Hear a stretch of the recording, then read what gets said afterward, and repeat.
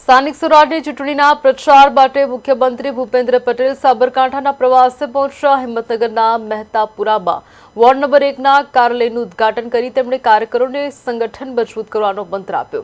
આ પ્રસંગે કોંગ્રેસના 21 જેટલા આગેવાનો ભાજપમાં જોડાતા રાજકીય ગરબાઓ જોવા મળ્યો। મુખ્યમંત્રીએ સ્વામિનારાયણ મંદિરે વિવિધ સમાજના અગ્રણીઓ સાથે બેઠક યોજી હતી અને ત્યારબાદ હડિયોલ રોડ પર પ્રાંતિજના સલાલ ગામે વિશાળ જનસભાઓ યોજી હતી।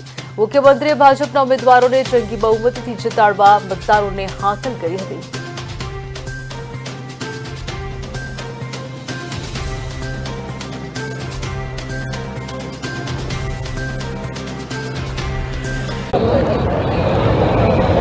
ગુજરાતમાં તમામ નગરપાલિકાઓ, જિલ્લા પંચાયતો અને તાલુકા પંચાયતની સ્થાનિક સ્વરાજ્યની ચૂંટણી આવી રહી છે અને ચૂંટણીના ભાગરૂપે પ્રચાર કરવા માટે ગુજરાતના લોકલાડીલા મુખ્યમંત્રી આ સાબરકાંઠાની ધરતી ઉપર ચૂંટણીના બ્યુગલ વાગ્યા છે ત્યારે ભારતીય જનતા પાર્ટીનો પ્રચાર કરવા માટે સાબરકાંઠાના હિંમતનગર મુકામે પધાર્યા છે।